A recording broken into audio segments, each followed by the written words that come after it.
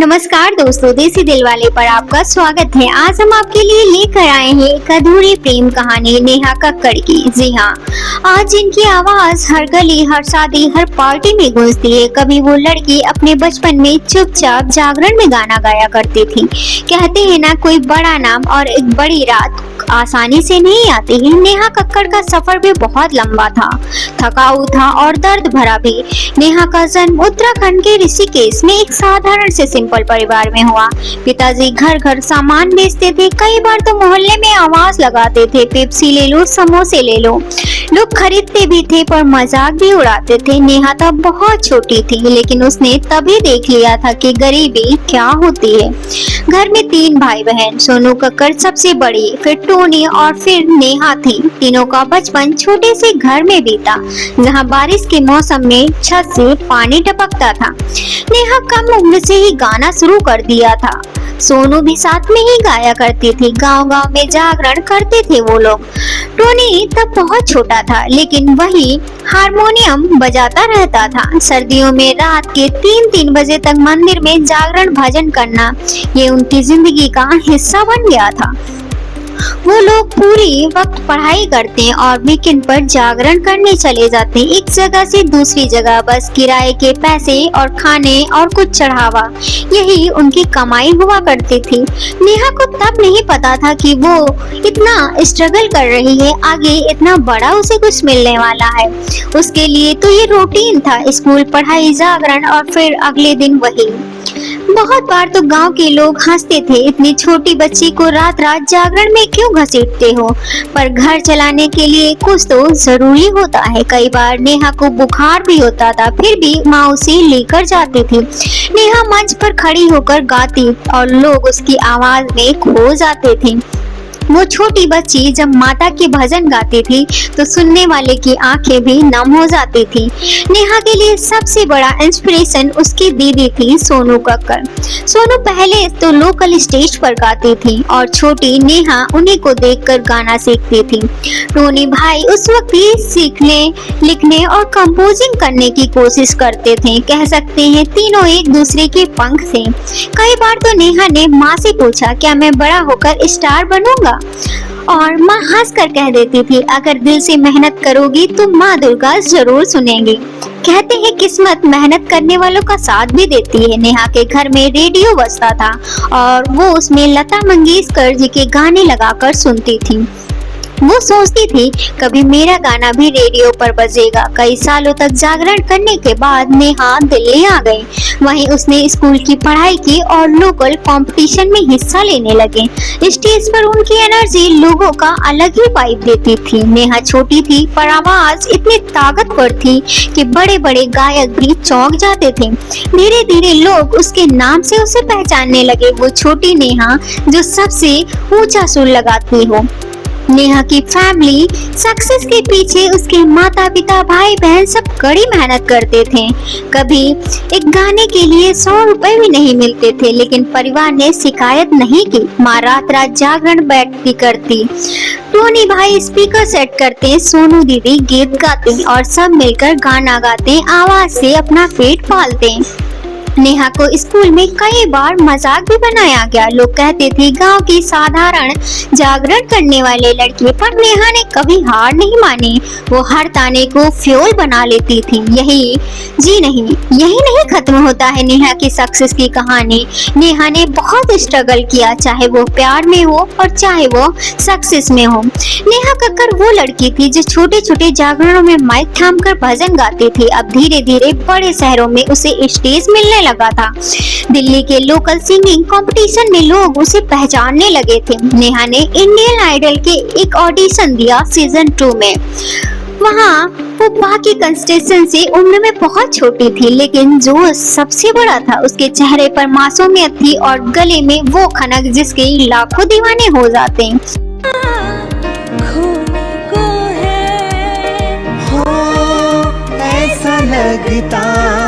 Audition में जज भी हैरान थे। नेहा ने वहाँ पर किसी बड़े फिल्म सॉन्ग को नहीं गाया, बल्कि अपनी पसंद से एक भजन गाया, जिसे जज समझ गए ये लड़की भीड़ में अलग है।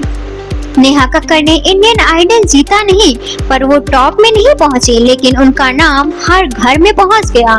टीवी पर उनका हंसता हुआ चेहरा, उनकी नटखट जवाब, लोग उसकी फैन होने लगे। नेहा कहती है, मैं हारने वाली नहीं थी, खुद को दुनिया को दिखाने आई थी और उसने वो करके दिखा दिया। इंडियन आइडल के बाद नेहा ने मुंबई शिफ्ट कर लिया। ये वही मुंबई जहां हजारों सपने पनपते हैं, हजारों टूटते भी हैं। नेहा के पास भी बड़े बड़े कॉन्टेक्स्ट थे, ना कोई गॉडफादर था, बस उसकी आवाज थी और भाई बहन का साथ था। पहली रात नेहा ने अपने भाई टोनी के साथ एक छोटे रूम में रात बिताई।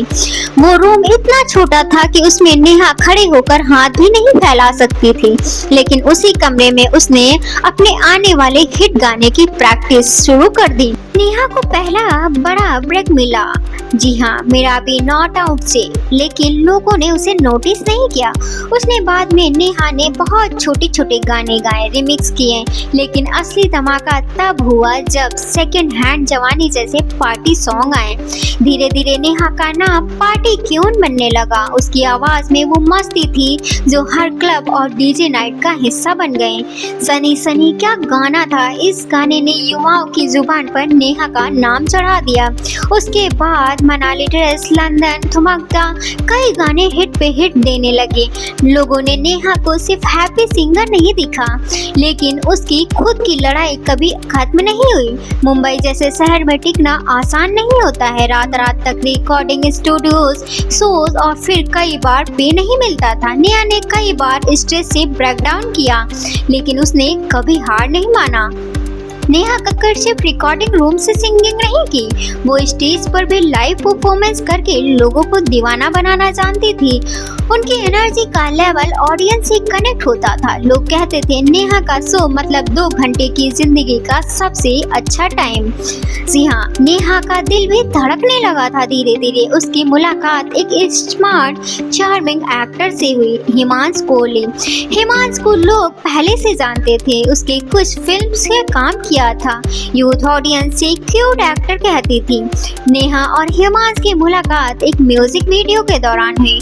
दोनों ने साथ शूट किया, साथ हंसते थे, साथ काम किए और वहीं से शुरू हुआ एक नया सफर। धीरे धीरे नेहा ने अपने इंस्टाग्राम पर हिमांशु के साथ क्यूट पिक्चर्स पोस्ट करने शुरू कर दी, दोनों के रोमांटिक फोटोज और फनी रील्स। नेहा के फैंस को लगा कि अब उनकी जिंदगी की अधूरी कमियां पूरी हो गईं। लोगों ने कमेंट करना शुरू कर दिया, कब शादी कर रहे हो? नेहा ने खुलकर जवाब नहीं दिया और कहा जल्दी ही।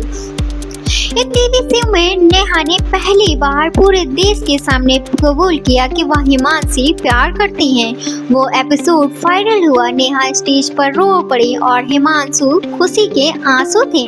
उसने कहा, अब मैं अकेली नहीं हूँ। नेहा के फैंस भी खुश थे, अब उसकी स्माइल और ब्राइट हो गई थी।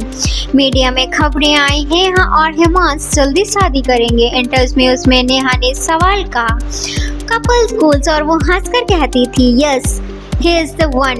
लोगों ने दोनों को बॉलीवुड का नेक्स्ट स्वीटेस्ट कपल कह दिया, लेकिन किस्मत ने भी करवट ली। कुछ महीने बाद अचानक नेहा ने सोशल मीडिया पर हिमांशु की सारी फोटोज हटा दी। फैंस शॉक हो गए, किसी को समझ नहीं आया। नेहा ने पोस्ट में लिखा, मुझे धोखा मिला है, मैं टूट चुकी हूँ, मुझे डिप्रेशन है, लेकिन मैं हार नहीं मानूंगी। और उसका पोस्ट काफी तेजी से वायरल हुआ। नेहा ने कई स्टेज शो पर रोते रोते गाने भी गाए। फैंस ने वीडियो बनाकर भी वायरल किया। नेहा हर गाने में अपनी स्टोरी सुनाने लगी।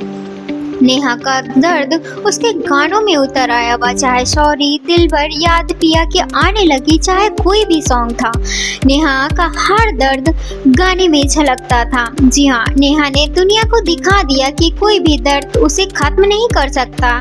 उसने फिर से शोज किए, नए सॉन्ग्स निकाले और खुद में बिजी हो गई। फिर क्या, एक ऐसा टाइम आया जब नेहा फिर से खुश रहने लगी।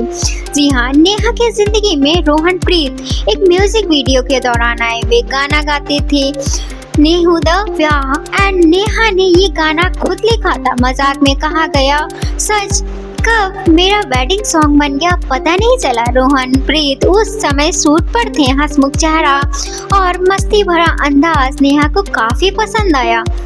नेहा दा ब्याह शूट करते करते दोनों इतने कंफर्टेबल थे कि लोग कहने लगे ये रील नहीं रियल लाइफ है। और फिर क्या था, कुछ समय बाद नेहा ने रोहनप्रीत से शादी कर ली। शूट के बाद नेहा मुंबई वापस आई।